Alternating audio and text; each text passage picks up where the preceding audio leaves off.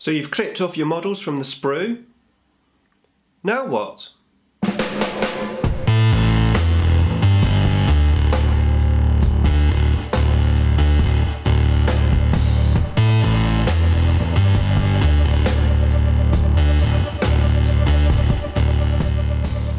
Nick speaking, and welcome to this video. I write the second part in my Back to Basics series, brand new series aimed at the beginner. The first video we had a look at the sprue and how to clip your models off of the sprue, and in this video we're going to have a look at removing mould lines. Okay, so we have our Space Marine clipped off of the sprue. I'm only going to make one model from the box of 10 Marines that I had, just to really show you the process, just to run through all the different areas. So the next stage is to remove the mould lines and also remove the excess sprue that we had. So for example, let's just zoom in.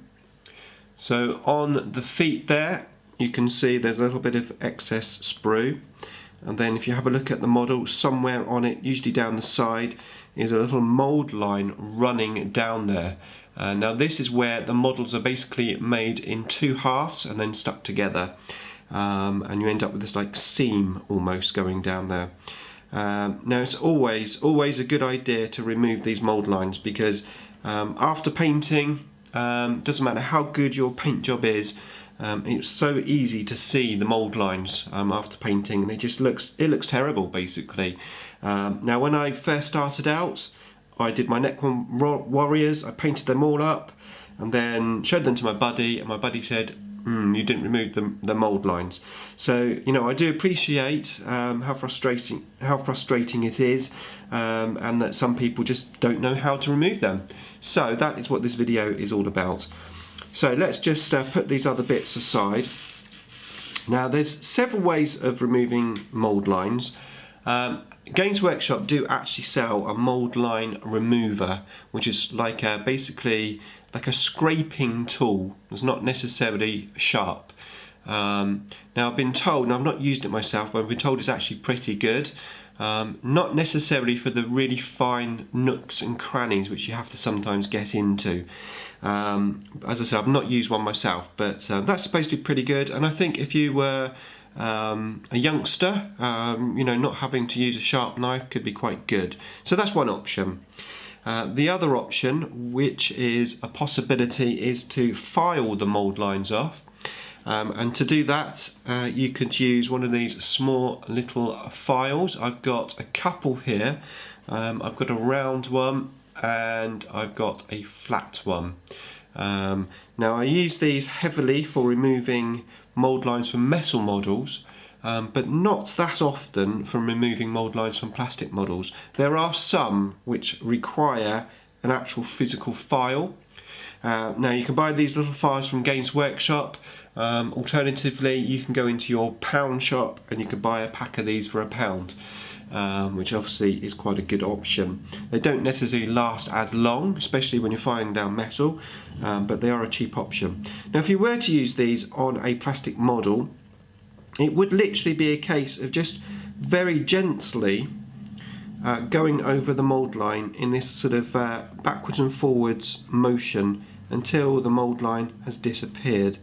Now this is certainly one option, but just like the Games Workshop tool I was talking about earlier, sometimes it can be quite difficult to do that in very small areas.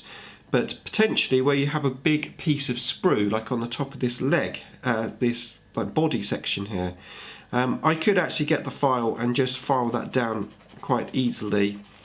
So it is a good option to have some files with you, but it's not the main way of actually filing down these mould lines. The main way is with a knife.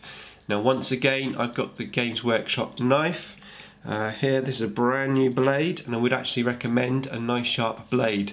Now I'm going to direct you to a video by Commissar Gamza. He has a fantastic video on using knives and how safe they are. Now it may look like sometimes when people are using very sharp knives that it's not very safe, especially when they're cutting towards themselves, which obviously generally you would be advised to cut away from yourselves, but let's face it, it's a lot easier when you're cutting towards yourself. But Commissar Gamza's video is absolutely fantastic. Check it out. It tells you all about holding knives, the safest way to use knives, and actually the safe way is actually to cut towards you. If you hold your knife in a particular way, which effectively if you use your whole grip and then get quite close to the blade, I'm now in full control of this blade, and what I can do is actually cut. I'm not actually going to be cutting, but I can actually place my thumb here on this other thumb. This again takes up some of the weight and control, and now I can move my knife in this sort of motion. Whether it's cutting, and even if I'm cutting, I can still do this because I've got full control of this knife. What can happen if you're doing it at, say, quite a distance and I'm sort of cutting down here, what can happen is you can easily slip. With this motion that I'm using, again this is all in Gamza's video, in this motion that I'm using, it's very, very safe. I've got full control. Having said that, we are not going to be doing any cutting in this, we're going to be doing some scraping. Now the motion is exactly the same, except rather than doing this sort of cut, is you use the blade as like a scraping tool. So again, I place my thumb here, and I'm going to just gently scrape down this. Now when you're first starting out, it's best to do this nice and gently, nice and slow, and just scrape off those mould lines. Just take your time. Now obviously as you get more experienced, you'll go a lot quicker. And there are some actions like on the top, that one which I filed down earlier, arguably I could just cut that off. And another key thing is to have a nice sharp knife so that it does actually cut it off.